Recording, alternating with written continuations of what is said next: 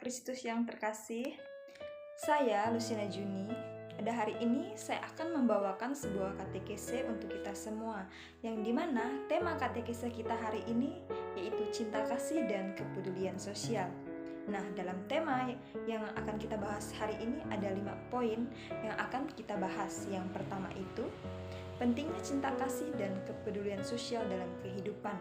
Lalu yang kedua, seperti apakah cinta kasih terhadap sesama dan terhadap Tuhan.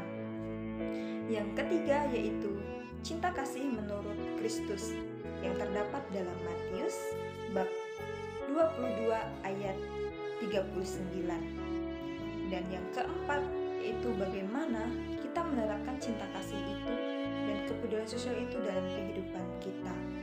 Dan yang kelima yaitu bagaimana kita merefleksikan cinta kasih itu dalam kehidupan kita. Nah, sekarang kita masuk pada poin pertama, yaitu mengapa pentingnya cinta kasih dan kepedulian sosial dalam kehidupan kita. Karena keduanya ini merupakan bentuk dasar hubungan yang harmonis antara individu dengan individu lain.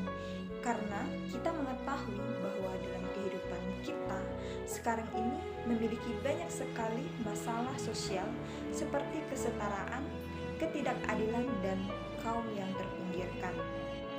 Nah, dari sini cinta kasih ini mendorong kita untuk saling mendukung serta memahami satu sama lain. Dan kepedulian sosial ini mendorong kita untuk mengambil tindakan nyata dalam menyelesaikan masalah itu dengan kerjasama dan kompak antar sesama kita.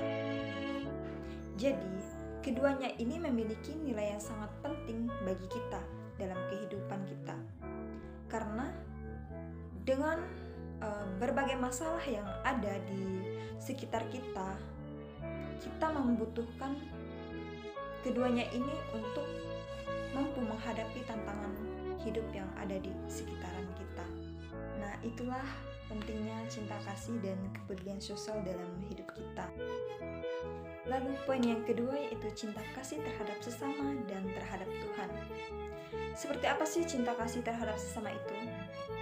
Cinta kasih terhadap sesama itu seperti sikap kita yang saling menghargai, menghormati, dan mendukung satu sama lain.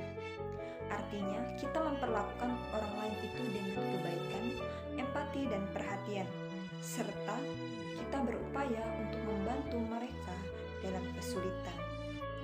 Dalam ajaran agama sendiri, cinta kasih terhadap sesama itu diartikan sebagai perintah untuk mencintai orang lain seperti kita mencintai diri kita sendiri.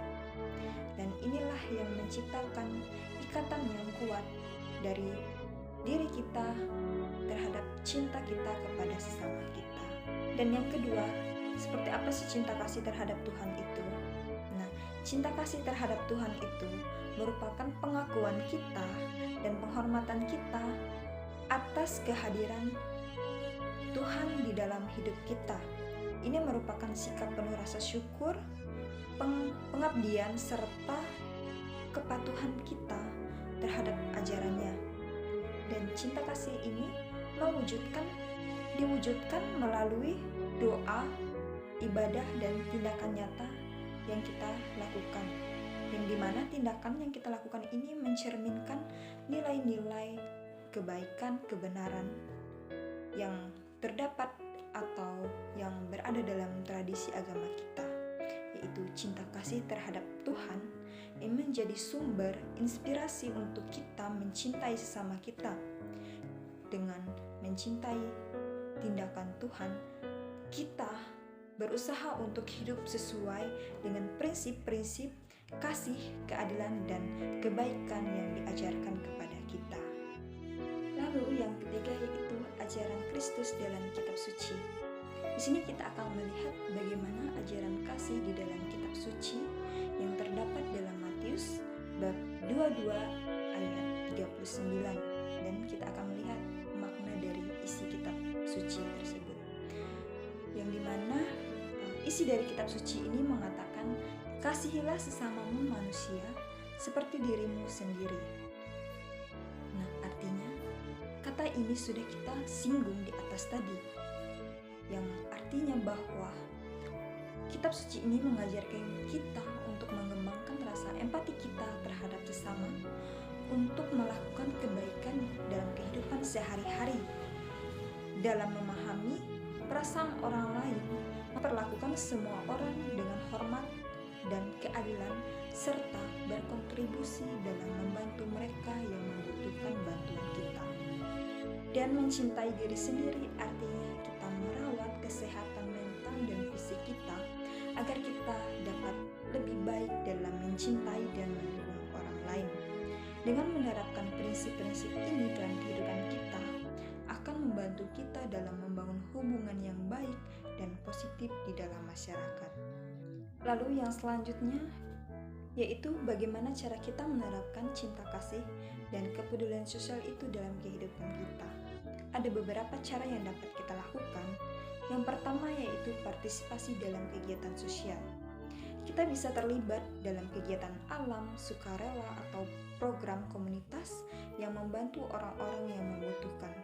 Contohnya seperti kejadian atau bencana yang baru-baru sekarang ini terjadi, yaitu korban banjir yang menimpa teman-teman kita di daerah Ambawang. Nah, dari korban-korban banjir ini kita bisa membantu mereka dengan kita memberikan donasi seperti sembako, menyumbangkan pakaian yang layak pakai, atau melakukan penggalangan dana untuk membantu mereka. Nah, tentunya tindakan ini merupakan tindakan nyata yang menunjukkan sikap kepedulian kita terhadap orang lain. Lalu yang kedua itu mendengarkan dengan empati. Ini seperti ketika ada teman kita yang ingin berbagi masalah atau kesulitannya dengan kita, hendaknya kita memberi perhatian penuh kepada mereka dengan mendengarkannya dengan baik, dan kita bisa memberi sedikit solusi kepada mereka untuk menenangkan pikiran mereka tanpa harus menghakiminya. Dan ini tentunya akan menciptakan ruangan bagi teman kita untuk merasa dihargai dan didukung. Dan juga dia merasa bahwa kita begitu peduli terhadap dia. Dan masih banyak contoh-contoh lain yang bisa kita lakukan dalam menerapkan cinta kasih dan kepedulian sosial ini dalam kehidupan sehari-hari kita. Dan poin terakhir yaitu bagaimana cara kita merefleksikan cinta kasih dan kepedulian sosial itu dalam hidup kita. Nah, caranya yaitu dengan cara kita merenungkan pengalaman-pengalaman positif yang ada dalam hidup kita yang melibatkan rasa empati kita terhadap orang lain, dan mengevaluasi sikap kita dan perilaku kita terhadap orang lain, serta bagaimana cara kita bersyukur atas apa yang telah Tuhan berikan kepada kita, dan bagaimana cara kita berpartisipasi atau terlibat dalam kehidupan sosial dengan membantu sesama kita yang sedang membutuhkan bantuan. Dan kita bisa memahami atau melakukan apa yang bisa kita lakukan, atau tindakan nyata apa yang bisa kita lakukan yang begitu bermanfaat bagi orang lain, contohnya seperti membantu korban banjir tadi. Nah, dengan langkah-langkah ini kita dapat merefleksikan cinta kasih dan kepedulian sosial itu seperti apa dalam kehidupan kita, dan kita sadar bahwa betapa pentingnya cinta kasih dan kepedulian sosial itu dalam kehidupan kita. Nah, jadi kesimpulan dari materi yang telah kita bahas hari ini yaitu cinta kasih dan kepedulian sosial ini merupakan investasi masa depan bangsa.